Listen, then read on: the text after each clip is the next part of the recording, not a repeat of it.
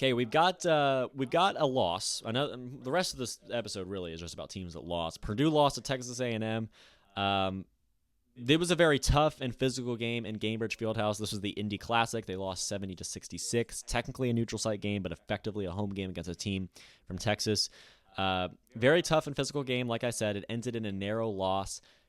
For me, this is a good loss for Purdue. There's not much to hang your head about. Texas A&M is a great team. Braden Smith had 15 despite getting injured in this game. Like I said, very physical. Lawyer had 12. TKR had 11. Texas A&M looked awesome. From a physicality perspective, they looked legit, and they looked like a team that could really do some damage in the SEC and really do some damage in the NCAA tournament when we get there. We knew that the battle of the boards would correlate with the winner of the game, right? So whoever won the rebounding contest was probably going to win the game at large.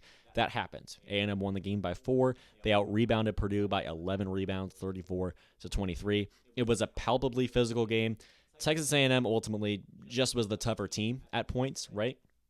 And looking at Texas A&M, I see a situation where in a neutral site, Purdue away from home, technically in Gainbridge in a big-time game against a ranked opponent, coming off a loss to Penn State.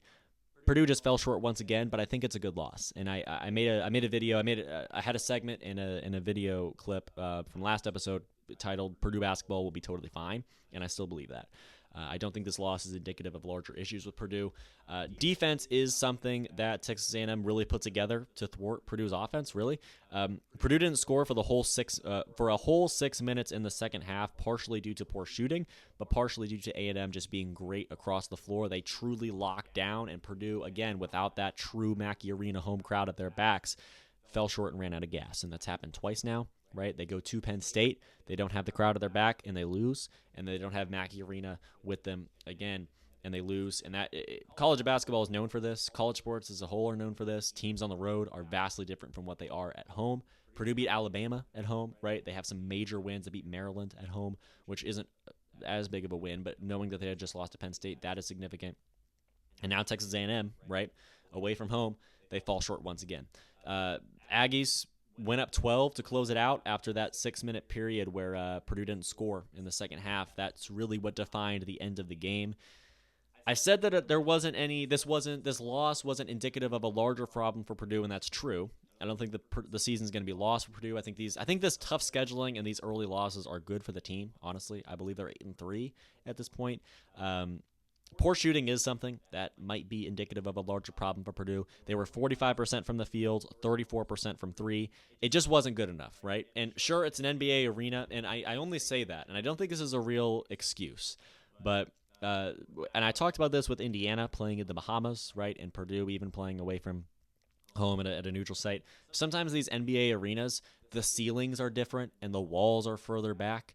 That sounds like it doesn't make any sense, and it probably doesn't, but it does mess with your depth perception and your ability to shoot from 3 and from the field, truly. And we saw this, again, I mention this all the time, but when Purdue would go to some of those neutral site tournaments, those midseason tournaments in the Caribbean, and they would play in like a casino, and you're shooting and there's no wall behind the backboard. Like there's no stands. You're just shooting to air. It does alter your depth perception, and it does make things difficult to deal with. So because the game was played in an NBA arena away from home, it's a little bit more acceptable that they shot poorly. That's not a real excuse, though. That's probably pseudoscience, honestly. That's probably something I made up as an excuse for Purdue in the past. But sure, NBA arena, they still shot poorly, and consistent high-level shooting away from home will be a necessity because where are March Madness games played? In neutral sites, right?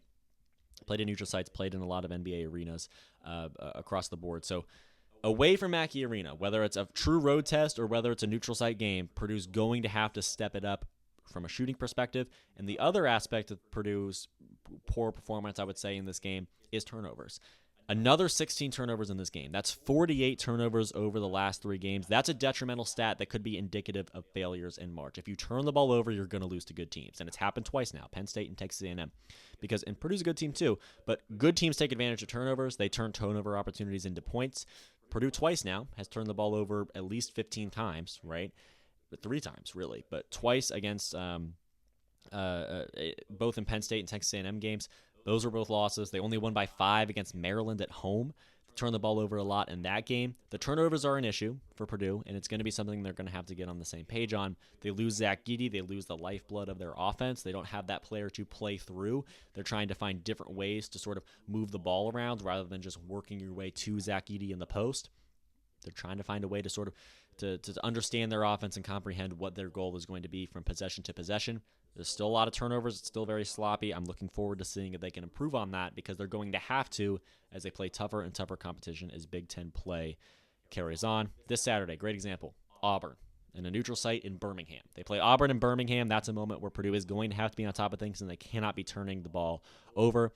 Otherwise, that game could slip away from them, and this season, as far as it comes to playing against good teams, could slip away from them as well. The positive drawbacks from this game, this was a tough opponent. Texas A&M is very good, and this win is very validating. They were, I believe, a top 15 in the AP poll before they lost their first game of the season to UCF. So Texas A&M could have been a top 10 team if they didn't have their loss to UCF. They could have been one of those teams that's projected to win the SEC and do some damage, make the Final Four, and maybe that's still what they are. That loss to UCF put them off the map a little bit, and then this win over Purdue, I believe, is going to put them back on it. I think Texas A&M is a very legit team, a very valid contender to do some damage in the SEC, do some damage in the tournament, maybe be a Final Four type of team as a 4 or 5 seed, 3 seed SEC team that streaks to the Final Four there. Texas A&M is great. They did expose some of those flaws plaguing Purdue, that shooting away from home, those turnovers. I think that it's important that Purdue is playing so many good teams early on in the non-conference, and that's just props and accolades to Matt Painter for scheduling tough games, right, for this team early on. They're battle testing, they're getting themselves ready for March, and they're going to need it now without Zach Edey and a few other pieces from those Final Four teams from last year. Texas A&M, another team that exposed the flaws of Purdue as they lose early on in the season. Auburn will have an opportunity to do the same.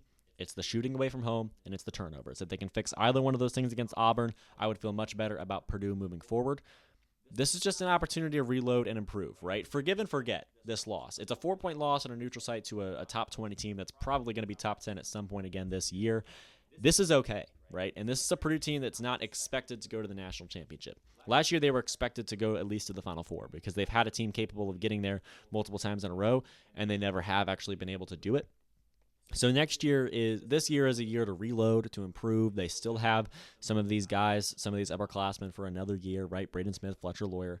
We got some young guys reloading, getting used to the sort of playing on this stage in the Big Ten and in college basketball as a whole. Forgive and forget, move forward, and prepare for a massive test against Auburn, an opportunity to beat another top 2 SEC team from Alabama. If they can do it, then they'll ramp themselves up to a Big Ten bounce back because they're 0-1 in conference play right now, right? Purdue's in a hole in terms of conference play. They're going to have to start racking up wins within the Big Ten. They're ramping themselves up towards that period of their schedule. Forgive and forget, move on. Purdue will be totally fine. They're not expected to do anything crazy like make the Final Four. A loss to a ranked team on a neutral site or away from home here and there is totally acceptable.